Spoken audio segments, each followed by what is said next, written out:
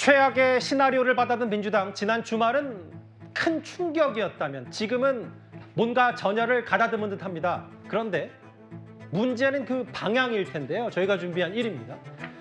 오늘 이재명 대표의 1심 이후 열린 첫 최고위원회였습니다. 이재명 대표를 빼고는 모든 최고위원들이 이런 말을 쏟아냈습니다. 직접 한번 들어보겠습니다. 정권 교체에는 대세이고 이재명 대표는 그 중심입니다. 떨어진 대선 후보에 대한 징역형을 어떤 국민이 납득하겠습니까? 조작 기소를 받아 쓴 허술한 법리를 누가 감정 아닌 합리화하겠습니까? 오죽하면 서울법대 나온 판사가 맞냐고들 하겠습니까? 2025년 11월 15일은 대한민국의 사법 정의가 죽은 날입니다. 이재명 대표는 무죄입니다. 검찰의 조작 수사 내용을 그대로 인정하고 처음부터 유죄 결론을 내리고 짜맞추기 한 사법살인 정치 판결입니다. PPT를 봐주십시오. 이재명과 민주당을 죽이려 해도 이재명과 민주당은 더 강해집니다. 이재명 대표의 공직선거법 사건 1심 판결은 재판 과정에서 밝혀진 진실은 외면한 채 검찰이 왜곡 날조한 기소 내용에 의존한 전형적인 정치 판결이었다라고 생각을 합니다. 오늘 이재명 대표 빼고는 거의 사법부를 향한 십자포화를 쏟아냈는데요. 이현정 의원님. 네. 아예 전현희 최고위원은 프레젠테이션까지 했고요. 근데 이제 김민석 최고위원이 뭐라 그랬냐면 이 발언을 이제 본인이 했다고 하는 게 아니라 오죽하면 한쪽에서 서울법대 나온 판사 맞냐 이런 얘기까지 나온다. 최고위원회에서 이런 발언을 했습니다. 옛날에 그런 말이 있습니다. 지금은 다 아스팔트지만 옛날에 시골에 있을 때요. 버스 지나간 뒤에 손 흔들면 어떻게 되죠? 다 먼지만 껴안습니다. 저는 지금 민주당 최고위원회가 그런 모습이 아닌가 싶어요. 예. 그 박균택 의원이 있습니다. 검사장 출신의 이재명 대표 변호사 했던 분인데 예. 그분이 그런 인터뷰에서 이야기를 하더라고요. 우리는 한 번도 유죄를 생각해보지 않았다라고 이야기를 하더라고요. 자, 이게 바로 지금 민주당이 왜 이번 재판에서 중형을 받는지 이유입니다. 전현희 의원 오늘 PPT까지 만들어서 이야기를 했는데 아니 진작 재판에서 저걸 이야기를 해야지 왜 이제 와서 저 이야기를 하죠? 그러니까 마찬가지입니다. 다른 분들도 다 마찬가지예요. 진작 재판에서 이게 유죄 나올 가능성이 충분히 있다는 거는 저희들 패널들도 다 똑같이 이야기했습니다. 근데 그걸 안 믿은 사람 누군가요? 바로 민주당 최고위원들만 안 믿었습니다. 예. 본인들은 당연히 무죄야. 그렇게 대응을 한 거죠. 예. 아니죠. 뭔가 법리적으로 어떤 뚫고 들어갈 부분들을 미리 유죄를 상정하고 대응했더라면 제가 볼 때는 충분히 반박 논리를 만들 수 있었지 않을까 하는 생각이 드는데 예. 그때는 다 그냥 무조건 무죄야. 그때 뭡니까? 이재명 대표 관련돼서 민주당에는 이 율사 출신들 변호사들이 전부 다 똑같이 이야기한 게 뭐냐면 이재명은 무죄다라는 이야기만 그냥 줄기차게 해왔지 않습니까? 예. 이재명은 유죄 가능성이 높다. 준비를 했는데 하나도 준비를 안 했어요. 그러니까 이제와 저런 이야기 해봤자 아무 소용이 없다는 거죠. 이미 사법부의 판단은 끝났고 예. 이제 2심을 준비해야 되는데 이 1심 재판이 2년 2개월이나 됐습니다. 그럼 그때 동안 뭐 했냐고 그럼요. 2년 2개월 동안 그 수많은 증인들, 그 수많은 것들을 이야기할 때 그때 최고위원들은 뭐 하고 있었죠? 아, 당연히 무죄니까 우리는 그냥 있으면 돼라고 생각한 거 아니겠습니까? 그러니까 이제 와서 저렇게 해봤자 뭐 하겠습니까? 이재명 대표 입장에 보면 가슴을 칠 일이죠. 진작 이런 부분들을 예를 들어서 가능성을 했다라면 될 텐데 저는 이것 또한 확증 편향이라 봅니다. 확증 편향이요? 왜냐하면 이재명 대표는 반드시 무죄일 거야. 무죄다. 무죄다. 이렇게만 이야기를 하면서 아무런 준비를 안 하고 당한 거거든요. 예. 그러니까 근데 우리가 객관적으로 볼 때는 무죄일 리가 없는 것이거든요. 예. 이제 그런 게 있기 때문에 민주당이 앞으로도 마찬가지입니다만은 무조건 이재명 대표만 결사옹위하면 된다. 방탄하면 된다. 그러다가 결국은 큰 코 다칩니다. 확증 편향이라는 말씀을 쓰셨어요? 정치 판결, 사법살인, 서울대에 나온 판사 맞냐? 갑자기 성친부 의장께 질문을 드리고 싶은데 비교적 온건하신 편인데 실제로 민주당 소 성친부 의장도 무죄 예상하셨었어요? 저는 그래도 나오더라도 이런 정도의 중형은 상상을 해본 적은 벌금형 정도? 예, 왜냐하면 근데 성친부 의장처럼 벌금형이라고 말한 민주당 사람들이 제가 없었던 기억이 나서 재차 질문을 드린 거거든요. 저도 방송에서 벌금형이 나올 것 같다고 예측한 적은 없습니다. 예. 나오더라도 가능성은 그래도 무죄가 더 높지 않겠나. 예. 혹시나 나오더라도 이 정도의 사안으로 중형을 내릴 것 같지는 않다라는 얘기들을 했던 것이었고요. 예. 글쎄요, 저는 그래서 지금 오늘 최고위에서 저렇게 뭔가 다 또 비슷한 얘기들을 하셨잖아요. 예. 저런 전략은 아무래도 재판 직후에 이제 열린 첫 최고이니까 지지층을 향한 발언을 해야 되는 시기는 맞습니다. 예. 앞으로는 저렇게 일변도적인 다 똑같은 얘기를 해서 안 된다고 생각합니다. 왜냐면은 좀 더 온건한 얘기, 좀 더 중도층을 향한 이야기들, 메시지가 나와야 된다고 생각하거든요. 어차피 2심에서 또 판결은 재판부가 내리겠지만 예. 지금 이제 국민들께서 이 재판 결과를 어떻게 바라보실지, 그때 중도층들이 어떻게 느낄지를 설득하기 위해서는 저렇게 우리끼리 똘똘 뭉치자라는 발언보다는 저는 이렇기 때문에 우리 무죄 가능성이 있습니다, 무죄를 주장하고 있습니다라고 설득할 수 있는, 중도층이 어필할 수 있는 논리를 갖고 이제 접근해야 되거든요. 예. 근데 저렇게 강성하게만 이야기해서는 지지층들은 안심을 하겠죠. 하지만 우리가 더 필요한 거는 이제 이때야말로 우리가 중도를 향해서 나가야 되는데, 저렇게 오늘 최고위는 첫 최고니까 전 인정을 합니다만 예. 앞으로에 있을 방향에서는 이런 뭐 무죄를 무조건 무죄다 이렇게 하는 것도 필요하겠지만 좀 더 전략적으로 다양성을 추구해야 된다. 그래야 국민들을, 더 많은 국민들을 만나고 더 많은 국민들을 설득해 나가는 과정이 우리 당에게 지금 필요한 전략이다라는 말씀을 드리고 싶어요. 성친 부의장 말씀은 이런 발언으로는 중도층 못 잡는다는 취지 얘기를 하셨는데, 근데 성친 부의장의 말과는 달리 민주당의 법률위원장 박균택 의원은 오늘 아침에 이런 말을 했습니다. 들어보겠습니다. 피고인에 대한 그 안 좋은 감정을 갖지 않는 한 그렇게 판단하기는 어렵다는 생각이 들어서 편견 문제까지도 지적을 하는 것입니다. 기본적으로 전략의 수정은 필요가 없는 게 1심에서 했던 그 변론 방향이나 변론 내용에 전혀 문제가 없다고 저는 판단을 하고 있습니다. 무죄인 것을 유죄인 것처럼 탈걸 수는 없는 거 아니겠습니까? 그래서 없는 것은 없는 것이기 때문에 이것은 분명히 그 무죄 부분을 주장을 강하게 할 수밖에 없는 것 같습니다. 강성필 부위원장은 이런 거예요. 그 검사 출신이죠. 박균택 법률위원장에게는 항소심 전략이 수정이 없다. 무죄를 유죄로 갈 수는 없지 않냐.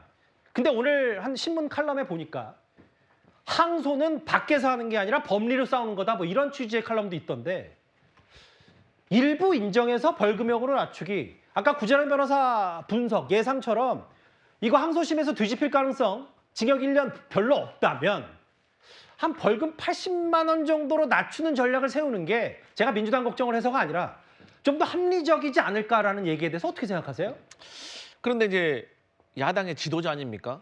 근데 본인이 무죄라고 말을 했는데 현실 정치에서 살아나기 위해서 생각해 보니까 제가 좀 잘못한 것 같은데요. 그런 식으로 양형을 낮추기 위해서 이런 발언으로 돌아갈 수가 있을까요?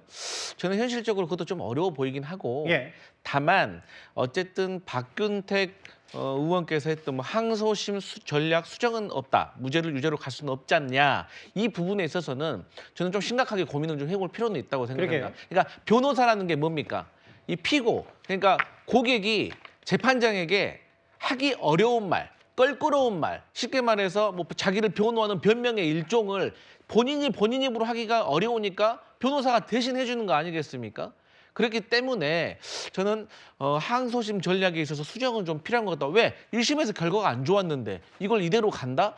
이것은 저는 좀 잘못된 것 같고, 또 주로 이전에 이재명 대표와 관련된 변호를 정치인들이 좀 저는 했다고 생각을 해요. 하지만 이번에 항소심과 같은 이런 변호인단은 정치와 좀 철저히 좀 분리되어 있는, 정말 법리를 좀 잘 다룰 수 있는 변호인단으로 구성을 해서 대응을 하는 것이 맞지 않습니까? 강성필 부위원장 말씀 중에, 그러니까 듣기에 따라서는 당사자인 이재명 대표가 나 무죄 이렇게 선봉에 서서 외쳤기 때문에 주변 사람들이 야 이거 어떻게 벌금 100만 원 전략적 수정을 하기가 지금은 상황에서 어렵다, 이 말씀을 하신 것 같아요. 또 한마디 추가드리면 박균택 의원의 오늘 아침에 인터뷰를 보면 민주당 자체에서 유죄를 상정하지 않고 대응을 했다는 말씀을 하셨거든요. 하지만 모든 일이 최악의 상황을 대비를 했었어야죠.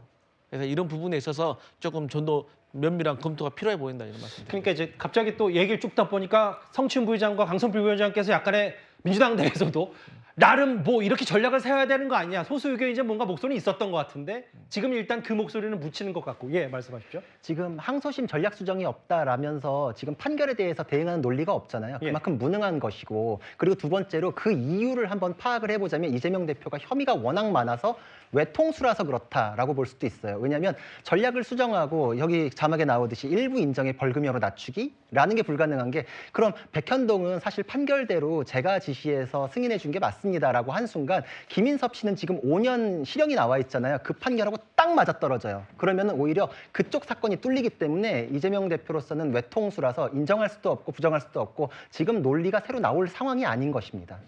알겠습니다. 외통수라는 표현도 쓰셨어요. 아니, 다만 이제 두 분 말씀은 조금 더 약간의 전략 수정, 그 정책 메시지 혹은 법적 메시지 두 분 말씀은 좀 필요하지 않냐라는 취지의 얘기를 좀 하셨어요. 근데 민주당 일각에서는요, 이런 분위기와는 좀 별개로, 두 분의 목소리와는 좀 별개로 민주당 지도부 가운데 한 명은 이 사람이 이재명 대표를 이것과 비유했습니다. 과거 민주당의 아버지 발언부터 먼저 듣고 오겠습니다. 더불어민주당의 아버지는 이재명 대표님이십니다. 집안의 큰 어른으로서 이재명 대표님께서는 총선 직후부터 영남민주당의 발전과 전진에 계속 관심을 가져주셨습니다. 환영합니다. 아닙니다.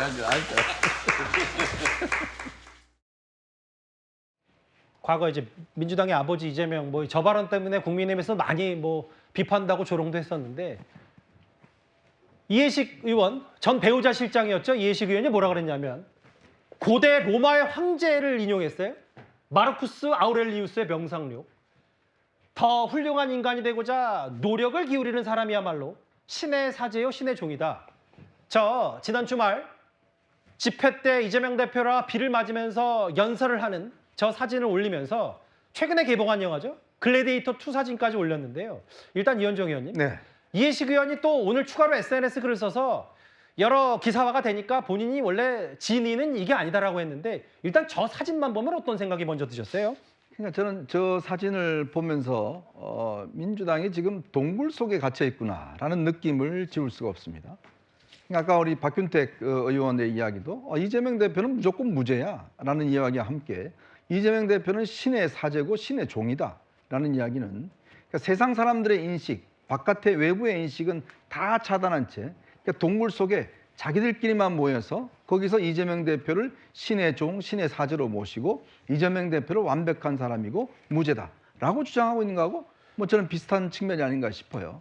뭔가 정치라는 거는 이 현장에 나와서 객관적인 상황에서 사람들을 바라보고 해야 되는데 이재명 대표의 최측근이라는 사람들이 물론 그 충성심은 이해하겠습니다만은 그러나 그 충성심을 넘어서서 뭔가 중간에서 객관적으로 상황을 판단하고 해줘야지만이 이재명 대표가 사는 거 아니겠어요? 근데 저 이야기가 이재명 대표한테 도움이 될까요, 지금? 이재명 대표한테 지금 이재명 대표님은 무조건 무죄예요. 그게 도움이 될까요? 이재명 대표는 신의 사제고 신의 종이라는 이야기하면 이게 도움이 되는 이야기일까요? 말한 적은 없다는데요? 그러니까 그걸 썼어요. 그러니까. 이재명 대표가 하지 않았지만 그 명상록을 쓰면서 그게 연상된다고 썼기 때문에 이것 또한 마찬가지입니다. 그게 연상되도록 쓰는 거거든요. 이재명 대표가 골프 안 쳤다고 이야기하는 똑같은 이야기 아니겠습니까? 자, 그러니까 지금 민주당이 뭔가 이 상황에서 객관적으로 냉철하게 지금 상황을 보고 분석을 해서 민주당이 살 길은 뭔지 이재명 대표 살 길이 뭔지를 연구해야 될 텐데 뭐 무조건 이재명 대표 반대하면 다 죽인다라고 하는 뭐 이 최민희 의원의 과격한 발언뿐만 아니라 이런 신의 사제라고 하는 이런 식의 이야기 자체는 지금의 상황을 오히려 호도할 수가 있다라는 생각이 지울 수가 없습니다. 이해식 의원이 재차 SNS 글을 썼기 때문에 저는 그걸 전해드려야 되고요. 명상록 글귀를 인용했을 뿐이지 본인이 그런 말을 한 적이 없다라고 얘기했습니다. 아시는 것처럼 이재명 대표가 차차기 대선까지 만약에 1심 선고가 쭉 이어지면 차차기 선거까지 출마할 수 없는 것뿐만 아니라 민주당도 400억 넘는 돈을 반환해야 되죠. 근데 민주당에 이런 움직임도 있는 것 같습니다. 화면을 보겠습니다. 저희 민주당 차원에서 현재 이 재판이 가진 심각성 중에 하나가 뭐 유죄로 될 경우에 저희 뭐 당에서도 그런 그 보전금을 다시 이렇게 반환해야 되는 문제가 있기 때문에 지금까지 대응해왔던 것보다는 훨씬 더 좀 구체적이고 직접적으로 당 차원에서 어떤 대책을 세워서 법적 대응을 할 생각이고요. 그래서 아마 그 문제만큼은 좀 확실히 변화된다 이렇게 말씀드리겠습니다. 근데 어제 저 민주당 사무총재 얘기를 좀 하나하나 뜯어보면요. 그 성춘 부의장님, 이재명 대표 항소심 변호사비도 뭔가 민주당이 될 것처럼 그런 것도 검토하는 것 같거든요. 실제로 맞는 얘기입니까? 그게 법적으로 가능한지 저는 모르겠는데 아마도 사무총장께서 저런 얘기를 하신 이유는 지금 우리가 모두가 알고 있는 것처럼 이번 재판의 결과가 대법원까지 유지가 될 경우에 우리 당이 434억 원을 토해내야 되기 때문이잖아요. 그럼 당의 운영에 있어서 지금 뭐 한동훈 대표랑 국민의힘 측에서야 민주당이 뭐 돈 많지 않냐 충분히 낼 수 있다라고 말을 하지만 있는 돈을 다 써버리면 어떡합니까? 그렇다면 당의 운영이 얼마나 힘들어지겠습니까? 그런 차원에서 당이 존립과 연계된 문제이기 때문에 이걸 아마 검토해보겠다. 해보겠다는 차원의 말씀을 하신 것 같아요. 이게 그 지원할 수 있다면은 충분히 당 차원에서도 변호사 비용을 지원할 수 있겠지만 이게 제가 알기로 법리적으로 막혀 있거나 뭐 안 될 경우가 뭐 일각에서는 뭐 저희가 부 변호사께 말씀드리고 여쭤보고 싶긴 한데 시간이 많지 않아서 제가 이제 인용하기로는 정치자금법 위반 소지도 있고 그렇죠. 하더라고요. 그거에 대해서 뭐 이재명 대표 개인 변호사비를 당이 대면 뭐 이런 얘기도 있더라고요. 그거에 대해서 검토해봐겠다는 차원에서 말씀하신 것이지 그걸 하겠다라는 차원으로 말씀하신 건 아닌 걸로 보여집니다. 예.